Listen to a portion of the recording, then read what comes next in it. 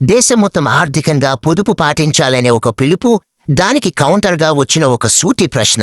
అవును, ఈరోజు మనం దేశవ్యాప్తంగా హాట్ టాపిక్గా మారిన ఒక ఆసక్తికరమైన రాజకీయ వివాదాన్ని ఈ విశ్లేషణలో చూడబోతున్నాం.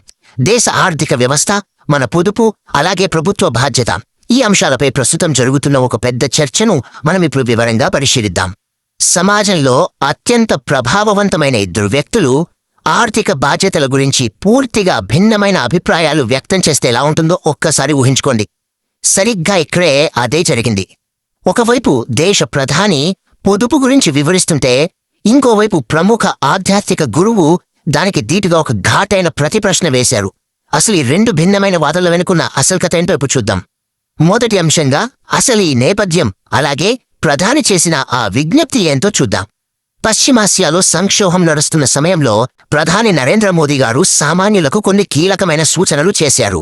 అవేంటంటే, బంగారం కొనుగోలు తగ్గించుకోవాలి, విదేశీ ప్రయాణాలు కాస్త వాయిదా వేసుకోవాలి, అలాగే పెట్రోల్ డీజిల్ వాడకాన్ని వీలైనంత తగ్గించి పబ్లిక్ ట్రాన్స్పోర్ట్ వాడాలి. గమనిస్తే ఇవన్నీ కూడా సామాన్య పౌరులు తమ రోజువారీ జీవితంలో చేయాల్సిన చాలా పెద్ద ఆర్థిక త్యాగాలే కదా. రెండవది, ఆధ్యాత్మిక గురువు ఇచ్చిన కౌంటర్. ఈ పొదుపు సూచనలపై వచ్చిన ఘాటైన ప్రతిస్పందన ఇది. జ్యోతిష్ పీఠ శంకరాచార్య స్వామి అవిముక్తేశ్వరానంద గారు యూపీలోని సోన్భద్రలో జరిగిన గోవిష్ఠు యాత్రలో ఒక పవర్ఫుల్ కామెంట్ చేశారు. అదేంటంటే, ప్రజలని పొదుపు చెయ్యమనే ముందు ప్రభుత్వం తన సొంత ఖర్చులు ముందుగా తగ్గించుకోవాలి, ధర్మం ఎప్పుడైనా ఇంటి నుంచే మొదలవ్వాలి అని. దీంతో ఒక్కసారిగా ఈ చర్చ మొత్తం పౌరుల బాధ్యత స్థాయి నుంచి ప్రభుత్వ ఖర్చుల స్థాయికి మళ్లింది. మూడవది, 8,000 కోట్ల రూపాయల చర్చ. స్వామీజీ విమర్శలకు కేంద్ర బిందువుగా మారిన ఆ అత్యంత ఖరీదైన ఆస్తి గురించి ఇప్పుడు తెలుసుకుందాం. అక్షరాల 8,000 కోట్ల రూపాయలు. వినడానికే చాలా పెద్ద మొత్తం కదా. ఇంతకీ ఇది దేని విలువో తెలుసా? ప్రస్తుతం ప్రధానమంత్రి వాడుతున్న ఎయిర్ ఇండియా 1 విమానం అంచనా విలువ ఇది. స్వామీజీ తన వాదనలో సరిగ్గా ఇదే పాయింట్ని హైలైట్ చేశారు.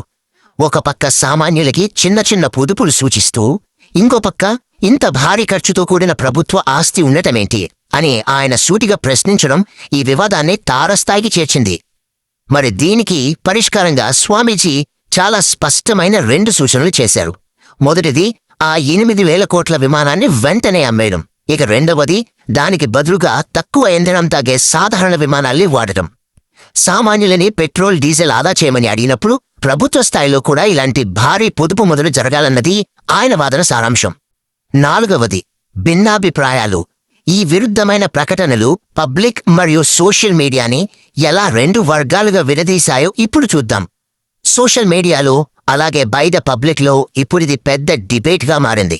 ఒక వర్గం వారు స్వామీజీ మాటలతో పూర్తిగా ఏకీభవిస్తున్నారు. దేశ ఆర్థిక పరిస్థితి దృష్ట్యా ప్రభుత్వం ముందుగా తన ఖర్చులను తగ్గించుకుని ప్రజలకు ఆదర్శంగా నిలవాలని వీరు వాదిస్తున్నారు. కానీ మరో వర్గం వాదన పూర్తిగా వేరేలా ఉంది.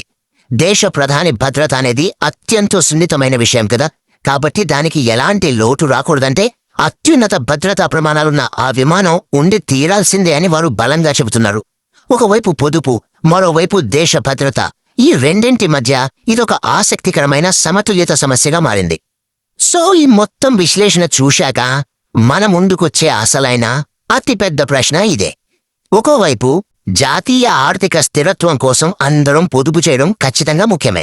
కానీ అదే సమయంలో ప్రభుత్వ అత్యున్నత స్థాయి భద్రత, పాలనాపరమైన అవసరాల విషయంలో రాజీపడొచ్చా? ఈ రెండింటి మధ్య అసలు సరైన బ్యాలెన్స్ ఎలా తీసుకురావాలి?